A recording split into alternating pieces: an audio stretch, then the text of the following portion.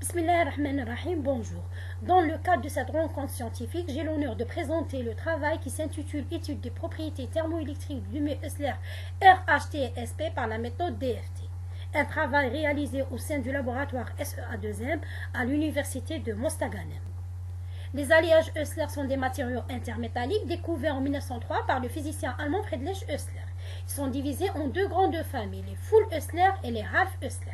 Cette classe de matériaux a suscité un grand intérêt technologique, spécialement dans le domaine de la thermoélectricité, parce qu'ils peuvent être utilisés comme source d'énergie verte afin de réduire les problèmes de pollution et de crise énergétique. Le but de cette étude est de prouver la performance thermoélectrique des nouveaux matériaux RHTSP par simulation en utilisant le code Wien-2K et en se basant sur la méthode DFT.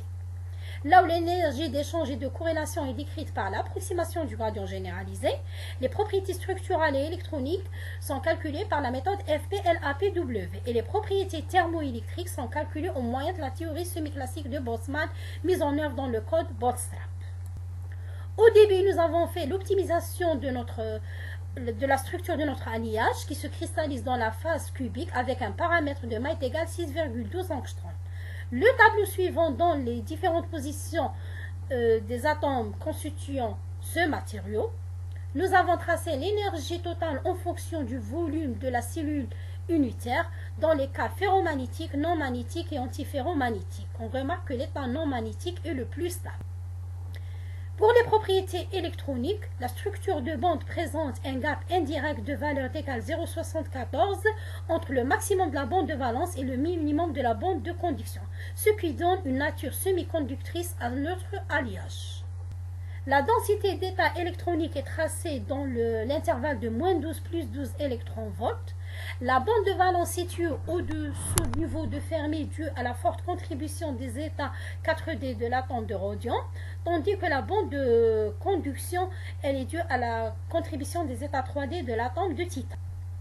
Pour les propriétés thermoélectriques, le coefficient de Seebeck est tracé en fonction du potentiel chimique. On remarque qu'il y a un pic majoritaire dans la zone de -0,01-0,06 électronvolts, puis la courbe s'annule. À 300 degrés Kelvin, on enregistre une valeur de 1244 microvolts par Kelvin. La conductivité électrique varie linéairement avec l'augmentation de la température. À T ambiante, on a une valeur de 3,56 10 puissance 18 en -1 mètre -1. Et on enregistre une faible valeur de conductivité thermique à température ambiante de l'ordre de 6,87 10 puissance 13. Ces valeurs nous ont donné un coefficient de figure de mérite variant entre 0,70 et 0,73 pour une large plage de température. Donc on peut dire que notre alliage reste un candidat prometteur pour des applications thermoélectriques. Comme conclusion, on peut dire que notre alliage est stable dans l'état non magnétique, il est semi-conducteur avec la bande de valence qui est composée des états 4D de rhodium, la bande de conduction due à la présence des états 3D de titane.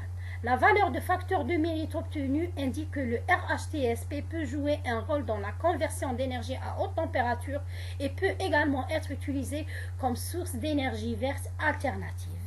Je vous remercie pour votre attention.